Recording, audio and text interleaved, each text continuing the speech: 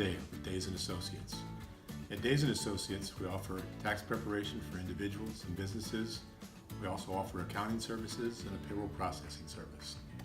Today, we're so excited to read Chapter 8 of Fenway and Hattie. Can't wait to read about Fenway being upset. Your question today is, why is Fenway upset in this chapter? Enjoy.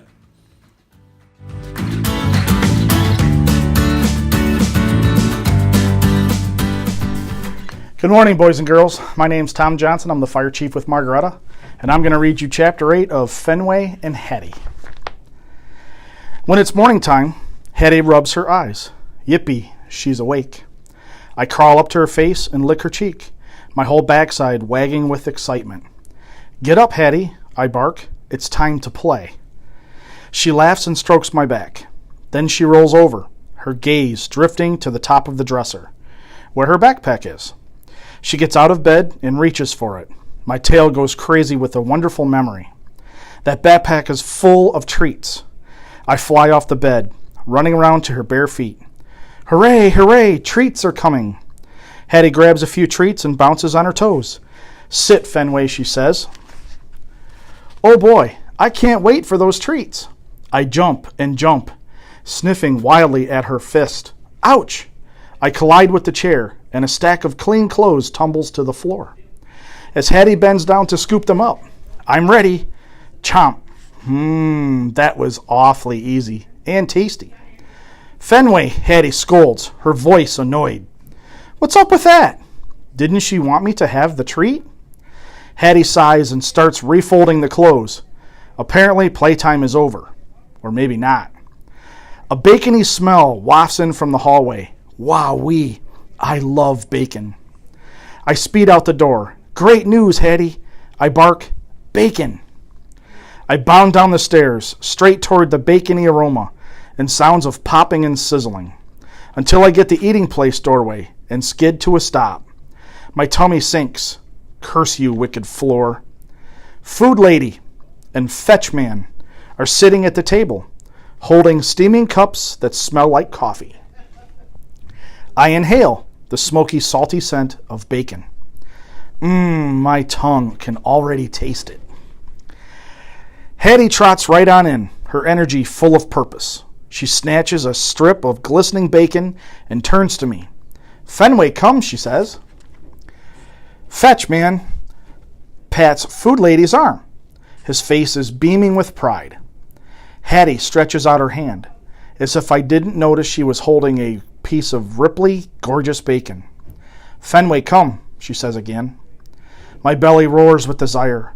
Saliva drips onto my whiskers. The wicked floor is standing between me and that gulp, wondrously yummy bacon. Hattie gazes at me sweetly. She wants to give it to me. She edges closer. Fenway, come. Why is she doing this to me? I jump up and up, scratching my claws against the wall. Give me that bacon, I whine. Food lady's eyes widen. Fetch man shoots up from his seat. Fenway, no! Hattie shouts. She rushes over, shooing my paws from the wall, with that bacon still in her hand. Chomp. Wow, that was easy. I lick my chops. Chomp. Food lady goes to the front closet and grabs my leash. Hattie, she says, her face full of encouragement. Hattie looks defeated. She trudges over to the food lady, who rubs her shoulders. Hooray, hooray, we're finally going to the dog park. The real one, with big water dishes to splash in, benches to climb on, and dogs, lots of romping dogs. I dash to Hattie's side, leaping and twirling. She clips on the leash, and we head to the front door. We walk right past the jump rope, coiled on the floor. Its scent of familiar short humans and gritty pavement has grown so faint, it's almost unrecognizable. It's a mystery, but there's no time to investigate. There's playing to be played. I pull Hattie down the steps and into the hot, blazing sun. After stopping to pee on a patch of grass, me, not her, we head down the walkway and onto the actual street, where cars and trucks and buses are going.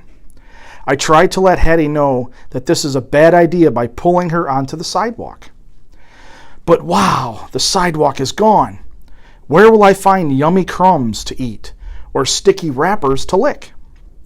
Apparently it doesn't matter because Hattie is determined to walk into the street. Good thing there are no cars or trucks or buses coming. In fact, it's strangely quiet. No human voices yelling or sirens screaming. And not even one car door slamming. The only noises I hear are buzzing bees and fluty, chirpy birds up in the leafy trees. It's all so wrong. Where did everything go? And those aren't the only problems. Hattie's heading up the street without Fetchman or Food Lady. They're supposed to come on walks. Where are they? Why is Hattie leaving without them? As I scout around, I even see more signs of trouble. Where are the lampposts and parking meters? Or trash cans? What will I sniff? How will I know which dogs have passed by? The more I protest, the more Hattie yanks the leash. Maybe I'm worrying for nothing. Because up ahead, beyond the trees, there it is, the dog park. I'd know that fence anywhere. My tail starts to wagging. My legs move faster.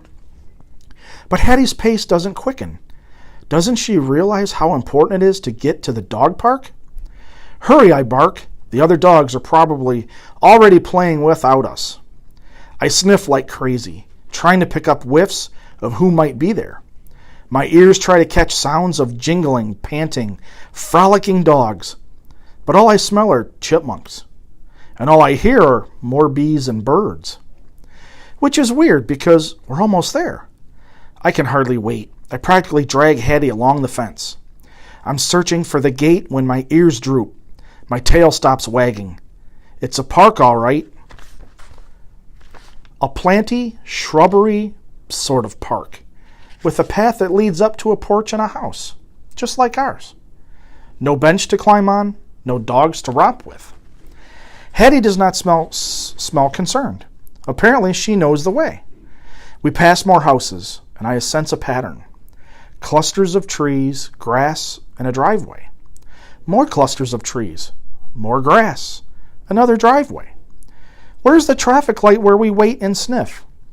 Where's the fire hydrant covered with pigeon poop? We must have a lot farther to go. We come to another planty, shrubby park when I do a double take. There's an animal about my size, a perfectly still dog. He's got containers on either side of his back, with flowers sprouting out of them. I know every dog has his job, but let's just say I'm glad my job is not holding bunches of flowers. The perfectly still dog is standing perfectly still. His ears are spiked, his head focused forward, as if he does not even notice us. How rude. Hattie must see him too, but she refuses to stop. Probably for the best. We're searching for dogs to play with, and this guy doesn't seem like any fun at all. We pause at a dense cluster of shrubs, and I take the opportunity to pee. We go past a couple more houses and driveways. Then off in the distance, I hear a roaring, clanking sound. It grows louder and louder and louder. Something is approaching. Hattie pulls me to the side of the road just as it appears. I know this thing. It's the big brown truck that prowls the streets and leaves packages in the lobby downstairs. But somehow it got bigger and browner, and it's truckier than I remember. What's going on here? Did it follow us all the way from our neighborhood? In any case, there's no time for questions. I have a short human to protect. I lunge at the monster, baring my teeth. Go away, you beast, or pay the consequences. Hattie gasps and yanks me out of the street. Fenway, sit! Sit, sit! She yells, obviously upset at this menace. I'm ready to attack the truck if it comes to that. I jump and growl, showing him that how serious I am. And my work pays off. The big brown truck rattles on by with a big bang and a roar and a boom. Fumes linger as it cruises away. Stinky, sinister fumes. And don't come back, I bark. But instead of thanking me, Hattie looks annoyed. Oh, Fenway, she says with a frustrated sigh. She must be eager to get to the dog park. Hey, I'm eager too. It's not like I asked for this interruption. As we continue on, all I smell are birds, squirrels, and the occasional chipmunk. I spot nothing more interesting than a stone wall, a telephone pole, or a planter of roses. My tail sinks with a terrible thought. This is not the way to the dog park. Where are we going? I redouble my efforts. I sniff every tree, every shrub, every driveway. Wait a minute. We're on the same street as before. We're passing the same trees and grassy parks we've already gone by. We pass by the perfectly still dog, who's in the exact same spot as last time. Before I know it, we end up back at our own home. Hello. We didn't go to the dog park, or the place where short humans with backpacks go, or anywhere. And we didn't come back with bread or milk, or donuts. What did we do? Just wander around? But instead of smelling frustrated, or ashamed, or sad that we didn't go to play, Hattie skips up the front walkway, perfectly satisfied. What is that about? We're almost to the porch when off in the distance, I hear the rattling, the roaring, the booming, louder and louder. It's the big brown truck again. It pulls right up to the walk, obviously following us. How dare it return? I spring up and bare my teeth, pulling on the leash. I warned you not to come back, I bark. An evil human hops down from the truck, carrying a package. He heads right toward us, as if he can't even hear me. I leap wildly, prepare for the certain doom. Fenway, sit, sit, sit! Hattie yells, tugging on the leash. Does she have no faith in me? As I lunge, ready to strike, the evil human tosses the package at Hattie. Then he pivots and hurries back to the brown truck. What can I say? Clearly, he was freaked out by my ferocious barking. And after a horribly sinister roar, the big brown truck rattles away. And don't even think about coming back, I bark, swaggering up the steps for a job well done. Hattie whisks me through the door, full of glee. She's obviously thrilled I scared away that nasty beast. She unclips the leash, and we burst into the lounging place. Fetch Man stops loading books onto the shelf. Squealing, Hattie rips open the package. She pulls out something soft, a cap. She tucks it on her head and pulls her bushy hair through the hole in the back like a fluffy tail. She smells awfully excited about it, so does Fetch Man. And that's not all. Hattie reaches back into the package and produces a fat glove that smells like a new leather. She slides her hand into it, then starts punching it. Fetch Man grins, like he's waiting his whole life for this very moment. It's so disturbing. My Hattie doesn't wear a cap or a fat leathery glove. What's going on? As I sink into the carpet, Hattie runs back and opens the front door. She calls to Fetch Man in one single word, Angel.